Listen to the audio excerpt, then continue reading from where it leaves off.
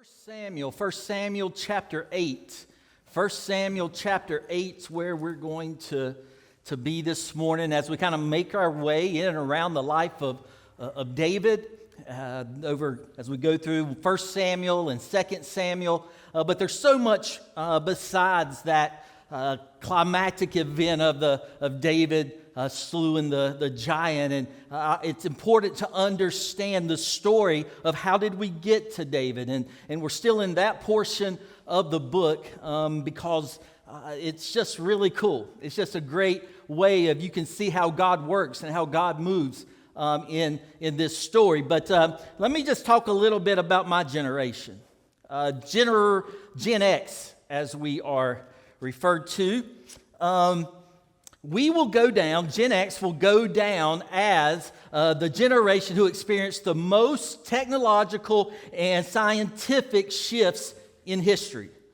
All right, you'll see so much in our lives of where we were and where we are now and where we're going. Right, with Gen X, along with some of you baby boomers, all right, you have experienced that. We've experienced the world without cell phones and the internet, right? And we've seen when we have had them and when we haven't had them, right? You millennials, I love you. You Gen Zers, I love you. All right? But listen, we've experienced the most growth in all that, right? You've never really lived in a world without those things. Right, so I know this makes me sound like the cranky old man, all right, and just bear with me here for a second. But people my age, all right, remember the only place you could get a phone call was at home. Right, so if you were waiting on a phone call, right, if you were waiting on an important call, you literally couldn't leave your house. Right, and also if you made plans with someone and once you left the house, guess what? They were fixed. Right, there wasn't no phone call, hey, running 5 late. Right, or hey, how about Chipotle instead of Panera? Right, there was none of that. Right, when you wanted to go on a road trip, no Google Maps, no Waze. Right, you had to. Listen, the divorce rate went up once you pulled out the Atlas map. You can bet your bottom dollar, right? Right? You had to chart out your course, right? I can remember I thought it was a big deal when I could go and finally go on the computer, right, and get MapQuest and print out the directions to take with me, right, on wherever I was going, right? Or you had to ask, we had to ask somebody for directions. We did, right? And it was also just, no telling what you would get, right? When you do that, you'll see this yellow house, right? It has this dyed maple tree out front, right? Toward the side, and maybe a tire swing on the tree, right, that you'll see. And then it's the next road after that. All right, I can't remember its name, but turn there. If you get to Bobby's Tire Shop, you've gone too far. Right, that's literally what we dealt with when you wanted to go on vacation. Right? I didn't look up Airbnb. I didn't look up VRBO and make those plans, right? We had to look. We had to research hotels. Right? You had to call the front desk. Right? You had to book the reservation that way, or just show up. Just show up. You just show up at the place and bet your luck, right? There was none of that. I can remember in college, I thought I had arrived. I pulled up on Gardner-Webb University's campus, and I had this mighty fine thing, this IBM 386. All right, got a picture of that? Yeah. Yep. It took me and all my roomies to get it up in the dorm room. Yeah, that thing weighed about 550 pounds. And it had the sweetest dot matrix printer you ever seen. Right? Word Perfect 5, anybody with me on Word Perfect? Yeah, like that's the way it was. All right, you millennials, you Gen Zers, man, you got it made. Get off my lawn. But I think it's because, and I bring this up and I'll get us back, right, to the land before time. Israel's demand for a king is going to function a lot like that. You see, when I had the old IBM 386, all right, soon after that, this whole ploy for computer viruses started to hit, right? And you would just open up an email, man, and this is before we had all the technology and all of that we have now, right? But listen, I've had research papers just taken out right in the middle of it, okay? And so, but it reminded me of how Israel, right, and their demand for a king is going to function a little bit like something like that computer virus. Right? He promises so much and looks so innocent, right, and appealing. But when it's all said and done, that king that they wanted is going to let them down. Right? Because up until this point, God was their king. Right? He met all their needs. He took care of them. He watched after them. He prepared the way for them. Right? But that wasn't good enough. Now they're demanding a king who can fight their battles, who can do all of this stuff. Right? And when it's all said and done, right, we're going to see how that doesn't work out for the Israelites. We're going to start in verse 4, 1 Samuel chapter 8, verse 4. It says this, "So all the elders of Israel gathered together and came to Samuel at Ramah. They said to him, 'You are old, and your sons do not follow your ways. Now appoint a king to lead us, such as all the other nations.'" Right? That's an important phrase, right? Like all the other nations. "But when they said, 'Give us a king to lead us,' this displeased Samuel. So he prayed to the Lord, and the Lord told him, 'Listen to all that the people are saying to you. It is not you they have rejected, but they have rejected me as their king.'" First thing, right? And it was not categorically wrong for Israel to ask for a king. This is a common misconception, actually, that we have sometimes, because we see in Deuteronomy, right back in the Old Testament, God had actually told them that he would provide for them a king. In Deuteronomy 17, you can find that. He actually laid out for them the characteristics of the king that they should look for. And the problem, though, was not their request for a king. Right? That's not the issue here. Right? The problem was the motivation behind it. And namely that it came from a place of fear instead of faith. Right? They're not saying, "God, we trust you, and we're asking for the king you promised, but only on your timetable, God, and only your choice." That's not what they're saying. Right? What they're saying is that they felt like they needed a king. That they needed a king. Right? And they gave two reasons. Verse 5, we see, "Such as all the other nations have." They want to be like everybody else. All the other nations have a king. We should have a king. My neighbor's got this. I should have this. My friend's got this job and making this income. I should have that income. I should have that job. And then in verse 20, right, we'll get a second reason. And it says in verse 20, "Then we will be like all the other nations, with a king to lead us and to go out before us and fight our battles." They wanted a king because when they looked around at the other nations had a king. Right? It seemed to provide a level of national pride, if you will, right? Of national pride and identity, and gave them security. Right? They didn't have that. All they had were the promises of this invisible God that they were getting just kind of at odds with. Right? But God considered this, understand, God considered this a rejection of him. And they weren't supposed to be like the other nations.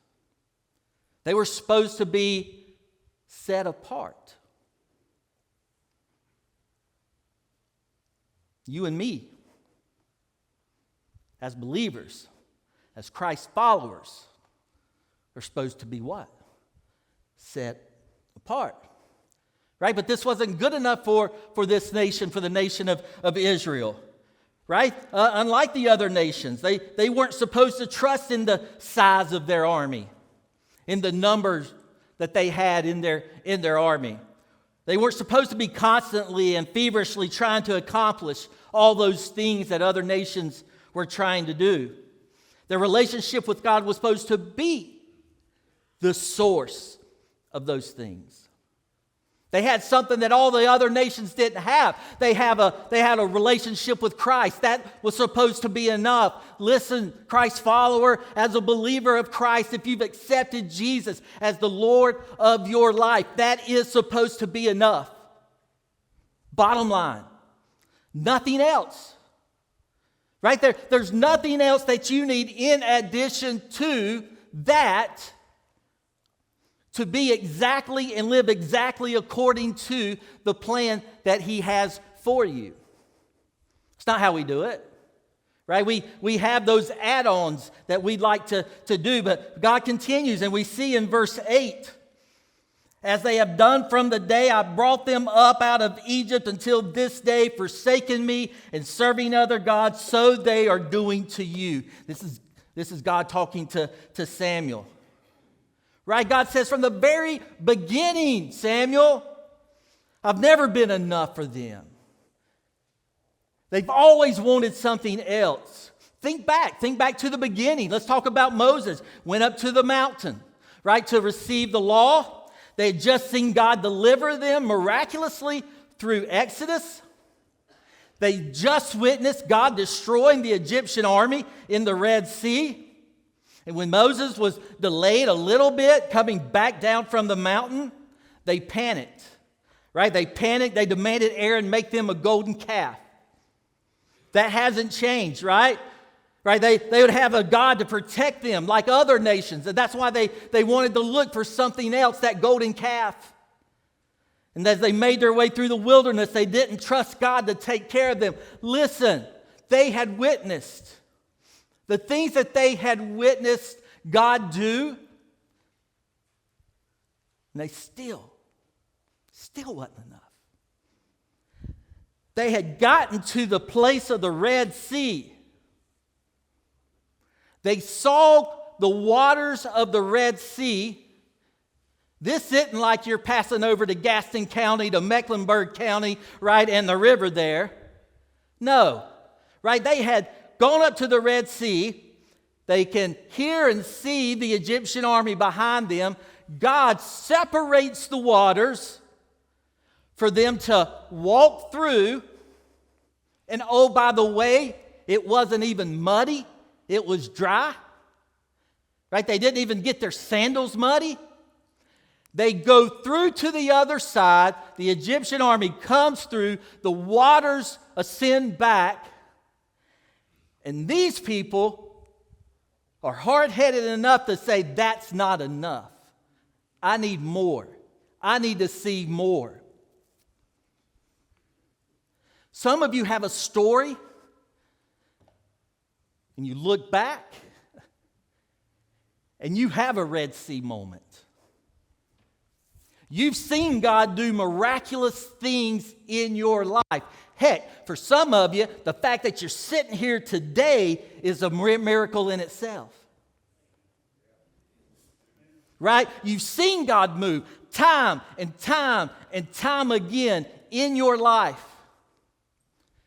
You've seen Him heal relationships.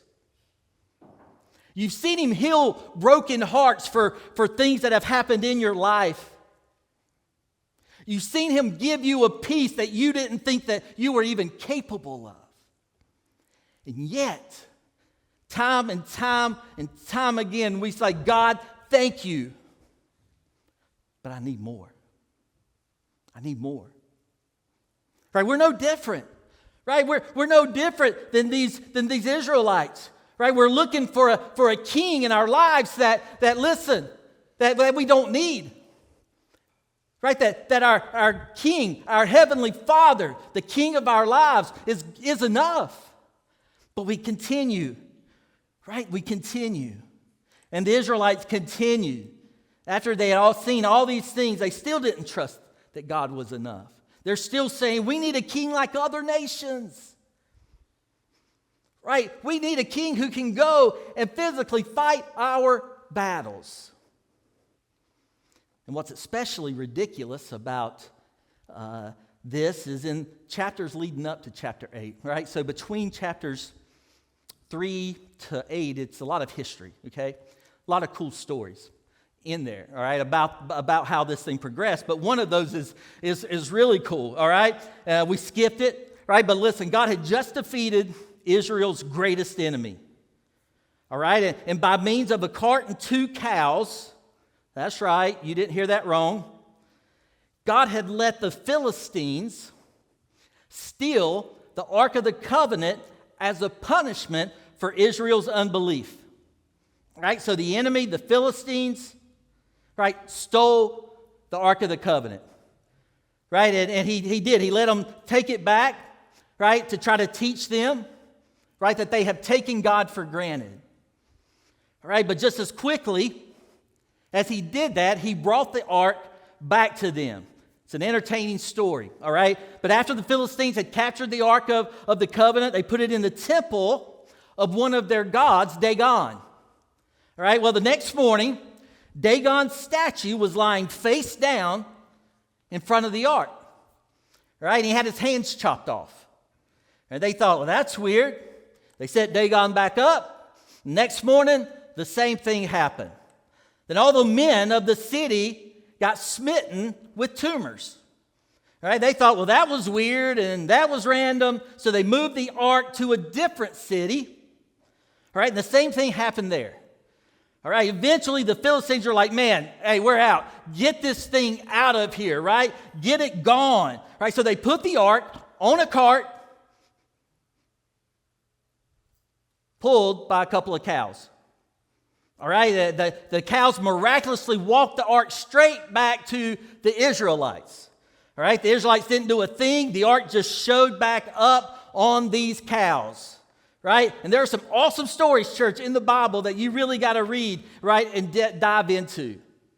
Okay, but the point is, when you have a God who fights for you like this, why are you demanding to have a king too, in addition to that? That's the entire point of these chapters, right? Israel has a God who fights for them, right? Sure, they have an army, and one day God's going to give them a king. If they had read the scriptures and understood the scriptures, right, he would have fulfilled the promise that he made to them anyway, right? But they're not supposed to trust in those things. They're supposed to trust in him. Church, we're not supposed to trust in those other things. We're supposed to trust in him, right? And this is important. And none of the stories I've shared with you from Israel's history did they want to totally walk away from God, right? That was never, right, their mission or their goal, right? It's just that he wasn't enough. It wasn't that they didn't want God. It's that they needed something else besides God to feel safe and significant. Number one, we replace God not by walking away from him, but adding to him. We replace God not by walking away from him, but adding to him. So let me ask you, where have you done this? Where have you done this? Where have you said, God is not enough?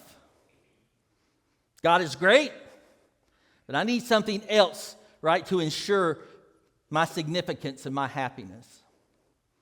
Maybe you've said, God's great, but I got to have a relationship like everybody else, or I can't be happy. So you're asking for a partner. It's not wrong. It's good. It's God ordained. Right? But what is wrong is asking for that from a place of fear instead of faith. You understand that? Right? That fear of being alone, unwanted, unloved, right? That's from a place of fear. You fear those things. Is the only way that you can see that happening. God, I have to see some career advancement like other people. It's not wrong to ask for these things.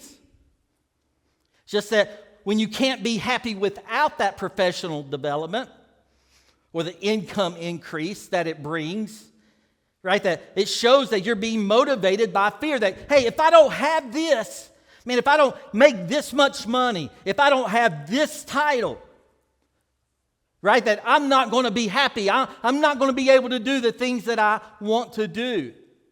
It's not wrong to want those things. It's not wrong to pursue those things, but it shows you're being motivated by fear.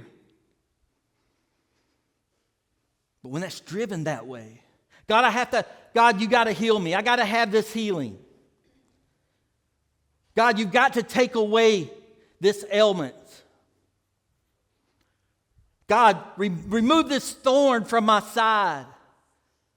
That's okay, right? That's a great prayer, right? It's okay to do that, right? But it's not okay to do it from a place of fear, right? Knowing that you're praying to the God that can do all of those things, but maybe isn't. Right? We have this fear that life can't be good without certain things. Right? It teaches you that if you follow God correctly and have faith, He'll guarantee those things. That's not totally correct either. Right? Sometimes we do things out of motivation that if I do this, I'll get this. If I live this way, I'm going to prosper from that. And listen, yes, that could happen. That could happen, right? But if you do those things not for the glory of God, and you do it for some selfish reason, it's wrong. Right? That in itself is a place of fear because, again, we're saying, hey, God, this isn't good enough. Right? I've still got to have this. And you say, well, Chris, listen, that's the Israelites. They were hard-headed on a good day. Right? But no, the same thing still abides today.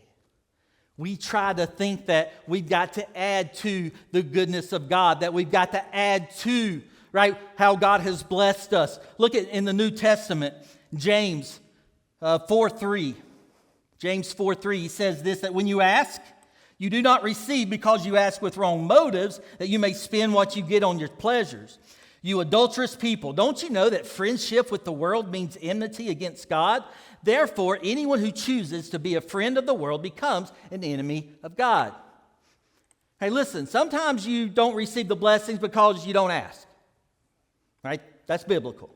But sometimes you ask and don't receive because you're praying like an adulterer. That's what this scripture says. Right? What do you mean? What do you mean, Chris? All right, let's unpack it. Adultery is when one spouse finds certain delights in someone else that he should be finding in what? His spouse. Spiritual adultery is when you find happiness and security in other things that you ought to find in God. Okay? So, what's this mean? So how do you pray like an adulterer? That's what the scripture says. That's what James is saying. Right? Think of a man saying to his wife, right? You're supposed to find those things in me. Right? And you pray like an adulterer when you demand something in addition to God to find the peace, significance, and security that can only be found in God. You say, God, I need this to be happy. I must have this. I must be this. I must experience this. And God says, why don't you find those things in me? Right? You can find all of those things in me. Right? We ought to be able to say like David, right, in the Psalm, the Lord is my shepherd. I shall not want. Why? Well, because of the first phrase, the Lord is my shepherd. Right? The Lord is my shepherd. Therefore, I have no needs. Because He is my need. He is sufficient. Right? As long as He's close by, I don't have any anxiety. Why? Because He knows all I need. And He's going to take care of me. He is enough. Number two, rejection of God is not usually walking away from God. It's demanding something in addition to God. Rejection of God is not usually walking away from God. It's demanding something in addition. Right? So God considers Israel's demand for a king a rejection of him. Right? And watch what God says next to Samuel about Israel. Because this is what you can expect from any king. All right? So bear with me. We're going to read verses 9 through 17. And I'll point out a few things. He says this starting in verse 9. Now listen to them. But warn them solemnly and let them know what the king who will reign over them will claim as his rights. Samuel told all the words of the Lord to the people who were asking him for a king. He said, all right, this is what God's telling them they can expect from the king that they've asked for. Right? This is what the king who will reign over you will claim as his rights. He will take your sons and make them serve with his chariots and horses, and they will run in front of his chariots. Some he will assign to be commanders of thousands and commanders of 50s, and others to plow his ground and reap his harvest, and still others to make weapons of war and equipment for his chariots. He will take your daughters to be performers and cooks and bakers. He will take the best of your fields and vineyards and olive groves and give them to his attendants. He will take a tenth of your grain and of your vintage and give it to his officials and attendants. Your male and female servants and the best of your cattle and donkeys he will take for his own use. He will take a tenth of your flocks, and you yourselves will become his slaves. The key word there in that whole warning is what? Take. He will take your sons. He will take your daughters. He will take the best of your fields. He will take the tenth of your grain. He will take your servants. He will take your flocks. He's going to promise so much, but he's going to take from you. And in the end, he's not going to make you secure. The king that they're demanding, Saul. Now Saul, listen, Saul was the dude. He was the dude. He's physically impressive. He's a great warrior. But he will end his life dying in a battle that he lost against the Philistines. Why is that significant? Why is that important, Chris? He would ultimately fail against the one enemy that they were most afraid of and started this to begin with. They wanted a king to protect them against. Right? And his administration was wrecked with scandal. He'd become a national embarrassment. He promised so much, but he delivered so little. Number 3, every king but God enslaves. The king you give your life to will take from you. Right? When you've built your identity on success, when that's the king that you've given your heart to through the years, it will eventually get to a point, right? Getting back to the Gen X's, when you're in your 50s, right? It's going to give you a miserable life. Why? Because you can't go on succeeding at the same pace. You start battling irrelevance and boredom and all of these other things, right? It's always going to fall short. Right? Listen, some of you know my story. I started off and I got out of college. I got to grad school and went through grad school, and I eventually ended up at a Fortune 200 company, and I was on my way. Right? I was on my way. Right? And it was long hours, and I was grinding away, and I was getting after it, and I was moving up the corporate ladder, and there was a point in my life that Shannon and I literally had to make a decision. Right? Hey, are we going to move? Are we going to move to Baltimore? Are we going to take this jump? Right? Because if we do, right, listen, man, I'm going to be a director, I'm going to be vice president, I'm going to move up, but we got to make this move. It came with a sacrifice. We were leaving, right, Belmont, we were leaving all of the things that we were comfortable with. Right? And I believe at that time, looking back, it was the start of God putting something in me, in my heart, to change me. Right? That as I was started to dabble into ministry and starting to get involved in that, what I saw taking place in my life was a shift from the corporate struggle and the corporate ladder, right? And the ministry just started to build in my life. Right, I can remember a certain time, right, that God took the desire, literally, the desire of my heart to stop pursuing all of that.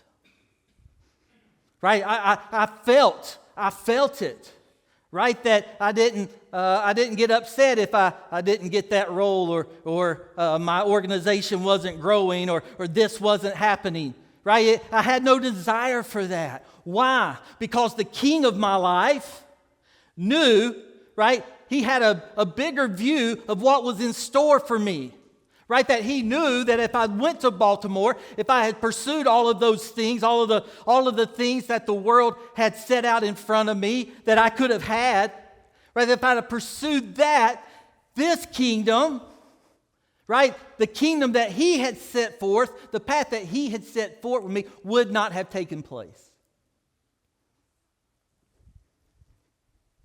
So what's that mean? Unfortunately, it means I got to drive the 09 Honda Accord soccer mom car for some period of time. I'd have had the green Bronco by now, I'm just saying. But that stuff doesn't do anything for the kingdom. Anything. Right? And what I'm just trying to tell you, right, is all of those things that you're pursuing, all of those things that you are chasing, listen, you're hard-headed like me. I get it, right? I'll chase those things and I'll chase those things, right? And I'm not getting anything in return and nothing in return, but I'm still chasing and I'm still chasing, right? And I'm not smart enough to know to look back and like, what do I have for it? And if you're honest with yourself, right, if you'll get to that place where it's only you and God, right, and you're thinking about it and you know what those things are, right, you know the king that you've asked God for in your life, right, and that king in your life is taking. It's sucking you of your happiness. It's sucking you, right, of your time and your energy. Right? And you're not looking in retrospect to say, what have I got to show for this? I still have the anxiety. I'm still battling with all of those things, right, that the enemy wants to put in between me and God. And let me just tell you this.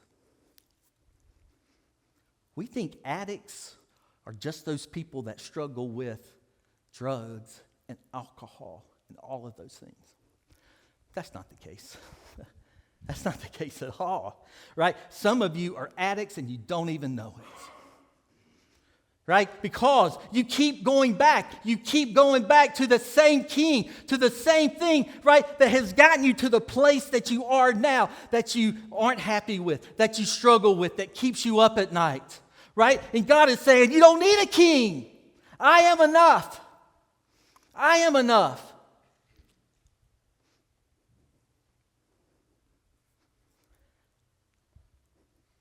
I've got buddies now that I worked with this was at Black & Decker. I've got buddies that I worked with back then, keep in touch with. One of them, he was at the same place in me. I actually probably had a higher position than he did at the time. He's now running the global supply chain for DeWalt Power Tools. Right, I've got another buddy, right, who moved to Baltimore, by the way. I got another buddy moved to Baltimore, right? He's got a significant job for Under Armour running their finances. I talk to them. I keep in touch with them a little bit, but I promise you this: they don't have the joy in their heart that I have. Joy that doesn't come from any of those things. Yes, I love a green Bronco. It doesn't mean I still don't have the desire, right?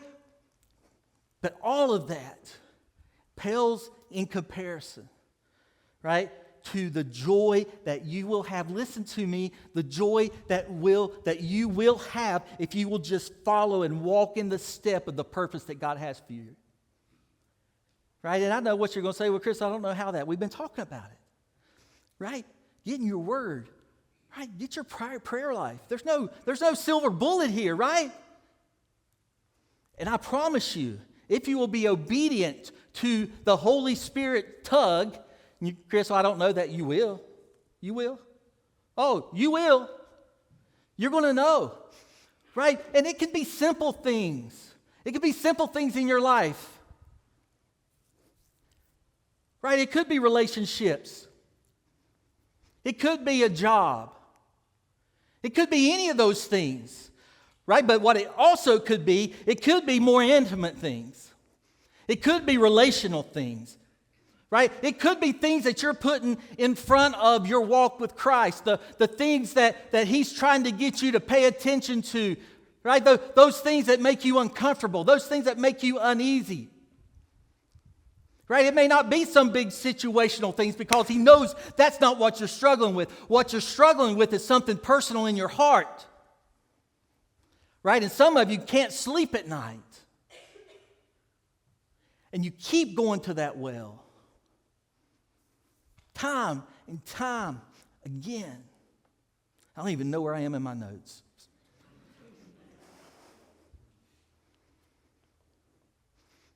Samuel specifically warns the people of Israel against putting their hope in government. Right? Governments are powerful temptations for our trust and our hope. Government's good. Let me be clear, right? Government is good. God ordained it, right, to fill certain roles in government, to protect the weak, to pursue injustice, to prosper our freedoms, to promote the common good. Right? But human governments of any variety tend to say, put your hope in me. Put your hope in me. Right? I can ensure peace. I can ensure prosperity. I can give you happiness. I can bring you utopia. The events, it's 24 hours from now. Okay? 24 hours from now. 12 o'clock. The world's going to be just as jacked up as it is today. I didn't think I'd get an amen. The things that we struggle with today will be the same ones we struggle with tomorrow. Right? And I want to remind you of this. Right? That there is no earthly king that can do what the heavenly king can do. Or take place of any of that. Right? Let's just be reminded of that. You know, because these governments, they call for absolute allegiance. Because they are the only ones that can bring the good life. Right? And some forms of government wear that claim on their sleeve. Trust in me. Give up more. Take more. Right? And God never designed human government to take any of that.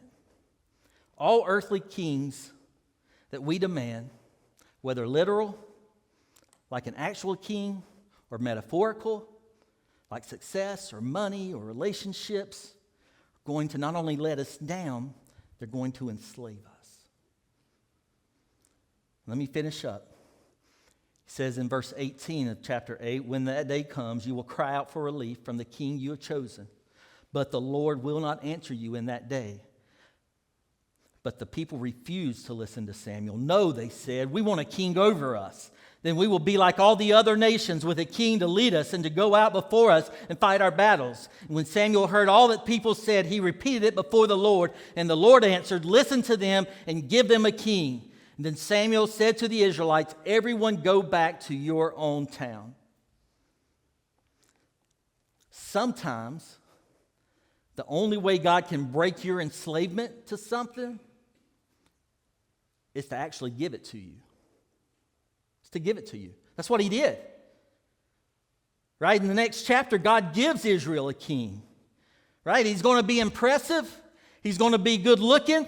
He's going to be tall. He's going to be a great warrior. Right? And one of the saddest phrases in this whole book says, all of Israel's hearts went toward Saul. But Saul is going to disappoint them bitterly. He's going to take, and he's going to take, and he's going to take. He's going to serve himself. He's going to lie. He's going to betray. He's going to extort the people. Right? He'll prioritize protection of his position over the interest of the people.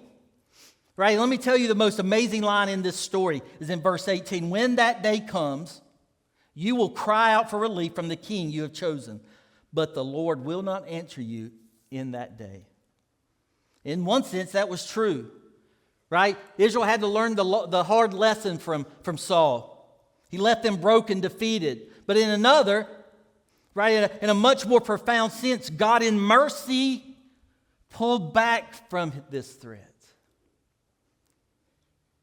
You see, through all of this, God would create in them a desire for a better king. His king.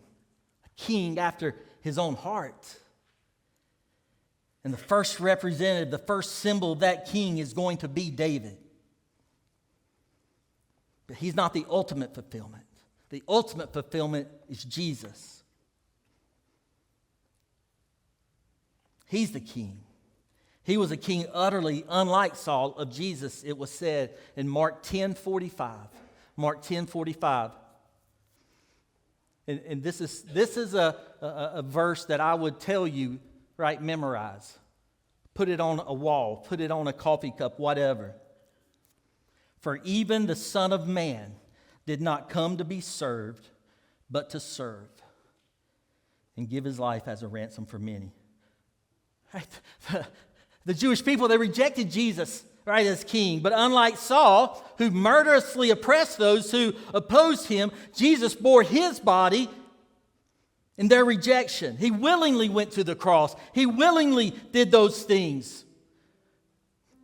Right? He willingly went to the cross under their treason, bearing their shame, bearing our suffering. No other king's ever done that. He took my sin. He took my sorrow. He made them his very own. He bore my burden to Calvary, suffered and died alone, as the hymn says. I wounded him. I did that, right? But through his wounds, he gave me life. I'll leave you with this. Jesus is the only king that if you obtain him, will satisfy you. And whom, if you fail him, will forgive you. Jesus is the only king that if you obtain him, will satisfy you. But if you fail him, if you reject him, he will forgive you. Every king says, please me, obey me, and I'll guarantee you happiness. Money says, find me, I'll make you happy. Relationship says, right, that. So does family, success, fame. And these same kings say, disappoint me, and I'll make you miserable. Money says, fail me, and you can never have a good life. Right? Relationships say, fail to get me, you'll be lonely and vulnerable your whole life. The great philosopher, Will Smith, the Fresh Prince of Bel-Air himself, of Chris Rock smacking fame, says this, and this hit me. He says, I've done hundreds of interviews and been asked thousands of questions. The single greatest question I've ever been asked was by my 15-year-old son, who started to go to church with his grandmother and asked me one day, Dad, what do you worship? What do you worship? Dismissively, I told him, of course, I worship God, son. And then he asked me the second greatest question that I've ever been asked. Dad, are you sure? Are you sure Jesus is your king? Are you sure? Is there anything else that you've demanded of him? Something about which you've said, God, you're great and all, but unless I have this, unless I have money or success, a good-looking body, health, really good shoe game, I can't be happy. What other king have you given your heart to? Because that king, whoever that is, whatever that is like a computer virus. And it's going to take over everything. So can you say to him right now, Jesus, all I need is you. I'll follow you anywhere. I'll go anywhere you want me to go. I'll do anything you want me to do. And all that I care about is that you go with me. And as long as I have the shepherd, I'm good. So what is it? What are those things? What's king of your life? What do you worship? What do you worship today? And are you sure?